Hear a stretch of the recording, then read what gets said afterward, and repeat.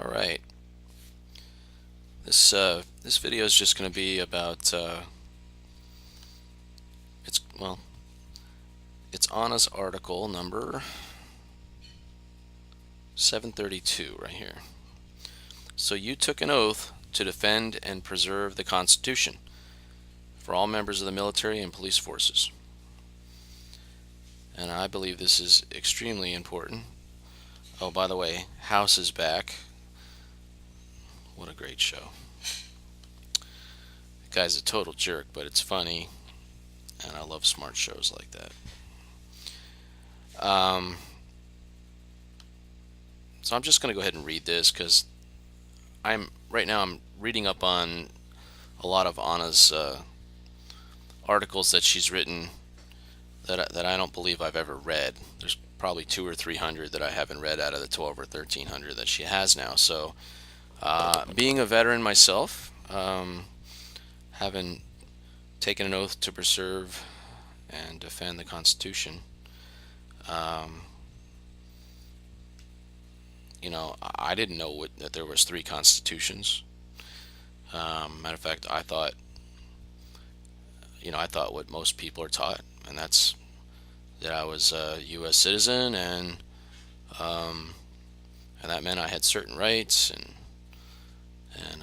freedom of speech and all this other stuff. And I had no idea that I was assumed to be a British withholding agent or a British merchant marine or anything like that. So totally tricked. So let me read this. Most of the people we talk to who say that they took an oath to preserve and defend the Constitution, including many military officers, I don't know what a constitution is, never seriously sat down and studied or thought about any one of the three constitutions Americans are likely to encounter, don't know which constitution they took an oath to. This article is for all those people. The greatest enemy we face every day is ignorance. The second greatest is sloth, which leads to the careless taking for granted of things which should never be taken for granted. A constitution is a debt agreement. Let me repeat that. A constitution is a debt agreement. Okay? It lays out services to be provided. Who is responsible for providing those services? How they will be administered, and who pays for the services. Even a cursory glance at any one of the three constitutions Americans are likely to reveal. Oh, I'm sorry, this thing keeps coming down here and I don't know how to stop it, so I'm going to have to just leave this alone and then move it. Even a cursory glance at any one of the three constitutions Americans are likely to see reveals that, yes, indeed, all these matters are covered, howbeit in different forms and by different parties. No doubt, it is a surprise to many that we have three constitutions. Let's start there and review the facts. There is, and this is why I wanted to do this, there is the Constitution for the United States. Now, this is the Constitution for the United States of America. It's the Constitution for the states of America that are united. It's not a big U, it's a little u. Written and adopted in 1787. This is the actual Constitution forming the Union of unincorporated organic land jurisdiction states of America into a union, a form of association of several states doing business as the unincorporated United States of America. All right, the unincorporated USA, not this incorporated USA and US that we have today, territorial British and municipal quote-unquote governments posing as this, posing as the states of America, posing as. Notice that this unincorporated entity was created for the states of America. These states are also unincorporated entities. Notice that unincorporated is a synonym for sovereign. Oh, wow. See, I just learned something. I knew they were related, but it's a synonym. It was necessary to create this and form this union of states first in order to have a central body responsible for exercising all the powers of the sovereign states in international jurisdiction before these powers could be exercised in common or separated out and delegated to any other party. This is the actual Constitution from which all the other constitutions, debt agreements for services, are derived and upon which they all depend for their existence. So the unincorporated United States of America was formed first, received the responsibility for exercising all international powers in 1787, and 2 years later delegated 19 of its enumerated powers to the British monarch and his proxy government known as the United States of America, as described and organized under the Constitution of the United States of America, capital U, capital S, capital A, adopted in 1789. Notice that this foreign British-controlled district government was created of the United States of America, meaning apart from, outside of, or belonging to the United States of America.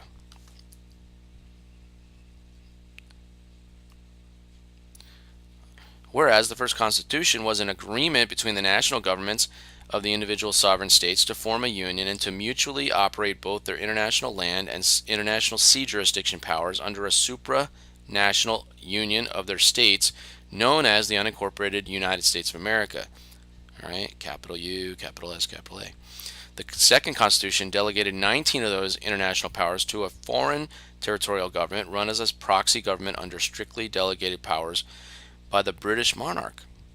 The District of Columbia was carved out as a base of operations for this proxy government, and it was also granted the ability to own and operate dockyards, arsenals, and similar facilities needed to exercise its delegated powers. All the non-delegated reserve powers in international jurisdiction remain with the unincorporated United States of America and the sovereign states and people. See Amendment X.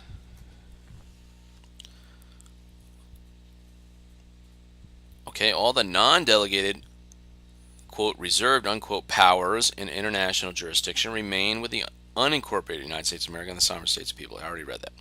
After the so-called Civil War, I kind of took a break and got a drink of water, and then I came back and read the same sentence again. After the so-called Civil War, which was never declared and never ended by a treaty, and was thus an illegal commercial mercenary action on our shores, the British-controlled federal territory government, also known as a district government, reorganized itself as a for-profit governmental services corporation and lawfully converted their original constitution into a foreign commercial corporation charter, thereby fundamentally altering the nature of the document itself without the knowledge or consent of the American states and the people. The foreign conspirators published their handiwork as the Constitution of the United States of America. That's a capital T, capital C, capital USA, right? In 1868, and it appeared to be virtually identical to their original 1789 Constitution. What was hidden from view is that the very nature of the document itself had been unlawfully converted. It no longer represented a trilateral international treaty among several sovereign nations, but was instead secretively recast as the charter of a British commercial corporation in the business of providing governmental services. This fundamental fraud against the actual treaty obligations and against the American states and people went undetected and misunderstood for 150 years and has now come to light and proves gross breach of trust and violation of both multiple treaties and international service contracts by the British monarchs and the various popes responsible for this travesty. Don't believe it? We have absolute and fully documented proof that not a single amendment to the 1868 Constitution has ever been properly ratified by the required number of states. The reason for this is or should be self-evident. As a trilateral international treaty for the 1789 Constitution requires ratification by the states, but the look-alike sound-alike corporate charter is just that, a commercial corporate charter like any other, which requires only a majority vote by the board of directors to adopt amendments, whereas the actual 1789 Constitution is a public and international document. The 1868 fake is a private organizational charter. Basically, the renegade rump Congress went into business for itself with the help of the British monarch and the Pope back in 1868. They, the federal corporations, the British monarchs, and the popes, have been splitting the profits from this gross betrayal of trust and sharing the fruits of this commercial fraud ever since. We have the proof of that too, fully documented in the public and banking records. 10 years later, in 1878, another travesty was allowed to occur. This one involved the similar incorporation of the municipal city-state government of Washington, D.C. The actual Constitution allowed Congress plenary control of Washington, D.C., so they took advantage of this fact to make Washington, D.C. an independent international city-state run by another commercial corporation under their own auspices. This then gave rise to the Constitution of the United States, another corporate charter masquerading as a valid treaty document. Remember, this whole article is about, which constitution have soldiers and policemen and stuff like that, and police women, by the way, for that matter. Which constitution did they swear an oath to, or take their oath? The Constitution of the United States municipal government again mirrors the actual 1789 Constitution, but in a much simplified and truncated form. This foreign municipal, quote, Constitution, unquote, is what your purported congressmen and senators take their oath of office to. Don't believe it? Look it up on the internet. There it is in black and white. Oath of office taken to the Constitution of the United States. Basically, they take an oath to their own power and self-interest as plenary oligarchs in charge of the Washington, D.C. city-state and as the board of directors of the Associated for-Profit Municipal Government Services Corporation, whereas the federal territorial, quote, government, unquote, is the responsibility of the British monarchs. The municipal, quote, unquote, government is the responsibility of the popes. Both of these organizations have been grossly and criminally mismanaged in violation of our national trust and all the venerable international treaties and commercial contracts connected to it since 1868 and 1878 respectively. Together they have run the, quote, state-of-state, unquote, franchises in our actual states, and that was upper lowercase state of state, and the, quote, all caps state of state, unquote, franchises too. They have ruthlessly harvested the labor and natural resources of this country for 15 decades, and with the help of our own employees and the Sergeant Schultz-like ignorance of our military leaders. One can only imagine the Joint Chiefs lined up in a row, stuttering, "I know nothing, I see nothing, I hear nothing." Well, hear this. The lawful civil government of this country gave you explicit orders over 3 years ago telling you what needed to be done, and you still haven't done it. Now you are accepting paychecks from the Bank of France, which last time we looked is the central bank of a foreign government. What do you propose to do? Act as a foreign mercenaries against your actual employers, the American states and people? Saying that you, quote, took an oath to the Constitution, unquote, without saying which Constitution and what kind of, quote, Constitution, unquote, is like saying you, quote, clean the toilet bowl, unquote, without mentioning which toilet bowl in which house. Now the Pope has moved to liquidate the municipal corporation as of 4 years ago, and now this article is probably written in, well, if that's saying 4 years ago municipal, that had to be the motu proprio she's talking about. So I think that happened in 2013. So this article is probably written a year ago. Let me just go down and check. So I'm going to go now, the Pope. Yeah, so this is like one of 700. So you can tell down here, like, when you read an article, she's at 1,250 now, or almost 1,300. So when I got into this 2.5 years ago and started reading her, she was at like 400 or 500 or something like that. So this is like maybe a year ago she wrote this. Sadly, there's no dates at the top, but now I'm going to try to find my place where I was. Now you're accepting paychecks, saying he took an oath of the Constitution. Now the Pope has moved to liquidate the municipal corporations as of 4 years ago, and that has upset the whole cozy arrangements by which the USA Inc. and its state-of-state franchises was being funded off our slave labor. So both the municipal and territorial federal corporations are in receivership. one in Chapter 7 and the other in Chapter 11, and the Bank of France, Jacob Rothschild, is providing the capital to keep the territorial government running on fumes during reorganization. I'm not going to expand on that. Go check her poster out and read up on, the fact that the municipal United States ceased to exist on October 2017. Okay.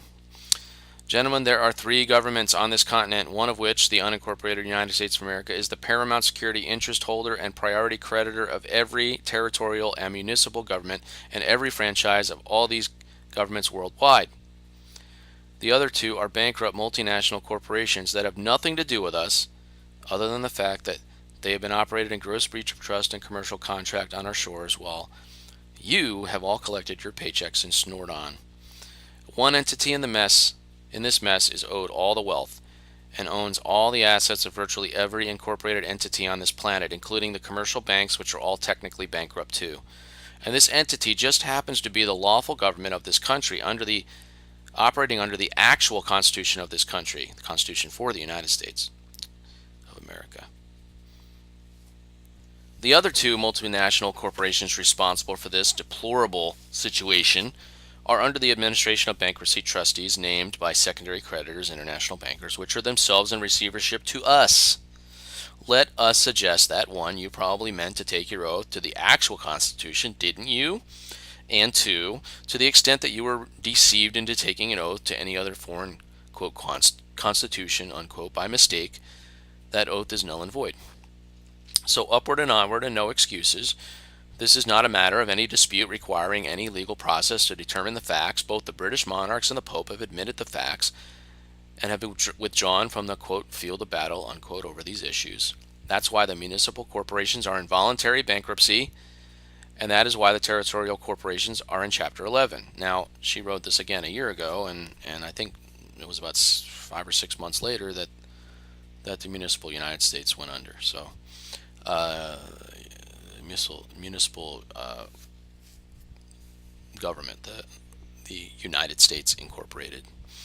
Where was I? That's why the municipal corporations are in voluntary bankruptcy, and that is why the territorial corporations are in Chapter 11. Even the central banks are not trying to argue it.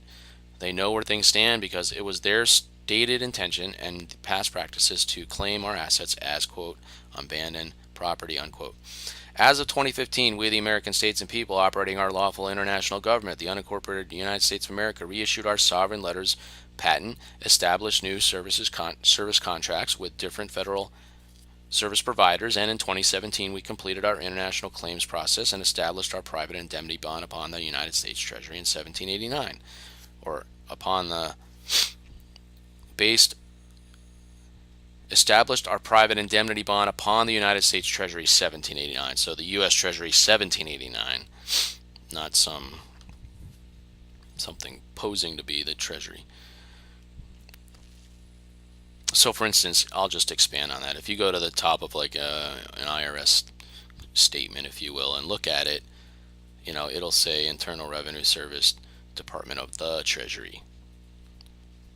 Department of what Treasury? Department of the U.S. Treasury or just Department of the Treasury? So it's very deceiving. Semantics. The lawful government of this country is open for business again and ready to dispense with the quadrillions of dollars of debt, which is our credit, that have been amassed against billions of innocent people and their lawful governments. When we speak of, quote, revenuing, unquote, the government, we are talking about the return of the government functions to the control of the actual land jurisdiction states and the enforcement of the actual Constitution. This needs to take place without disruption or misunderstanding. As part of this process, the former federal paymasters need to prepare to switch over to our funding sources, and the bankruptcy trustees appointed by the secondary creditors need to move over for the actual priority creditors who have presented themselves to settle the bankruptcy of both the municipal and the territorial corporations worldwide. All those presently engaged in, quote, law enforcement, unquote, activities need to gear up and to enforce the public law instead. Those of you who took an oath to the wrong Constitution by mistake are not obligated to fulfill any oath undertaken under conditions of non-disclosure and deceit. Instead, you are invited to renew your oath to the actual Constitution and to the unincorporated United States of America. You are free to return home to the land and soil of your birth and to inherit all that is yours by nature and right. With the true God as our witness, what we are telling you is true and verifiable and not in dispute. James Clinton Belcher, Head of State, United States of America Unincorporated. Anna Maria Reisinger, Fiduciary. And I just want to say that my family and I have done this, and it feels good. All right, we have returned to the home and soil of our birth, so that we can inherit all that is ours by nature and right. Thank you, God, for all you've done. God bless the United States of America Unincorporated Republic. God bless the 50 organic, geographically, what does that say? I'm looking at her thing. God bless the geographically defined states, New Jersey, Ohio, Wisconsin, and God bless the 50 unincorporated politically defined states, New Jersey State, Ohio State, etc. That's it, guys. Have a good one.